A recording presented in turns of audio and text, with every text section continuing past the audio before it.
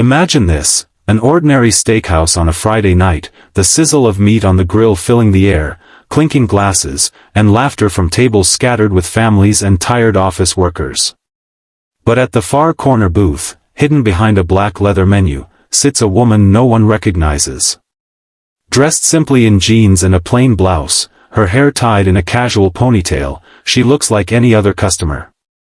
What no one knows is that she's a billionaire, an heir to an empire she built herself, secretly checking in on how ordinary people live, eat, and struggle.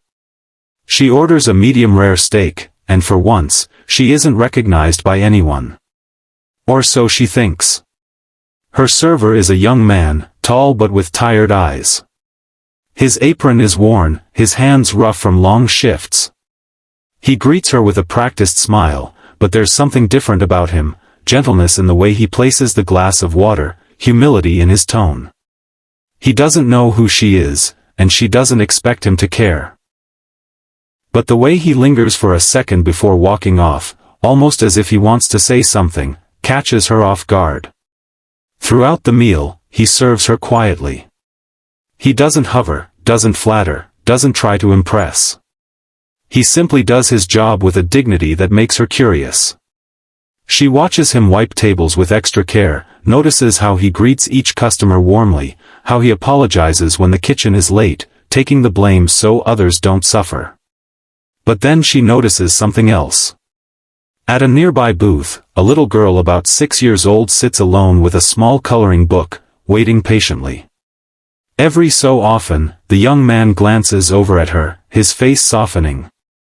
He walks over between tables, pours her water, tucks her hair behind her ear, and she beams at him. The billionaire realizes, this isn't just a server. This is a single father trying to balance work and parenthood at the same time. Her heart aches, but what happens next shakes her more deeply. When she finishes her steak, the check comes, but instead of just the receipt, there's a folded napkin tucked carefully inside. She frowns, confused, wondering if this is some awkward attempt at flirting. But when she opens it, her world tilts. In neat handwriting, the note says, "Ma'am, you don't know me, but I saw the way you were picking at your food. My little girl's mom used to do the same before she got too sick to eat. I don't mean to intrude, but if you're going through something heavy, please know you're not alone. Sometimes strangers care more than the people you expect." She freezes, staring at the words. This wasn't a romantic note, not a desperate plea for a tip, but a raw piece of compassion from a man who had no reason to care.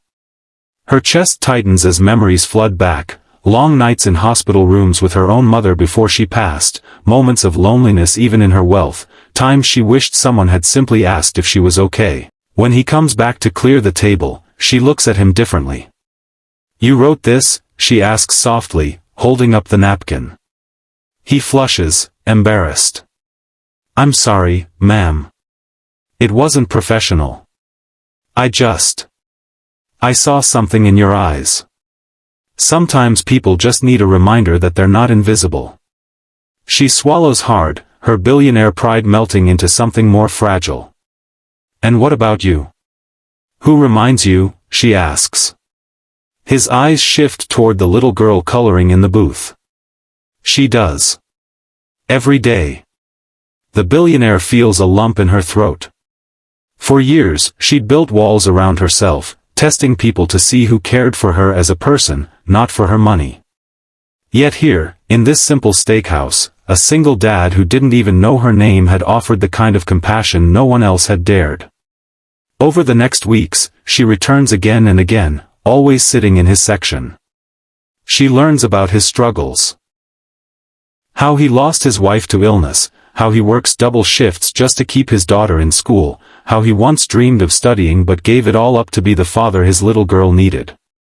Each visit chips away at her guarded heart, reminding her of humanity she thought she'd lost touch with. And slowly, he begins to notice her too, not the billionaire, not the powerful woman, but simply the quiet lady who eats alone and listens. The turning point comes one rainy night. Business is slow, the diner nearly empty. She stays late, watching as his daughter falls asleep in the booth, her head resting on a crayon-scribbled page. The young father sighs, draping his jacket over her small frame before returning to mop the floor. Without thinking, the billionaire gets up and grabs another mop, joining him silently. He looks startled, then laughs softly. "You don't have to." She replies, "Maybe I want to." And in that moment, he sees her. Not as a customer, not as a stranger, but as someone willing to step into his world, even if only for a night. Eventually, the truth comes out. She can't hide forever. One evening, after weeks of quiet friendship, she finally tells him who she really is. His jaw nearly drops, but he quickly shakes his head. "I don't care what you have. I care who you are. And I already know that." The story doesn't end with a fairy tale wedding or instant riches.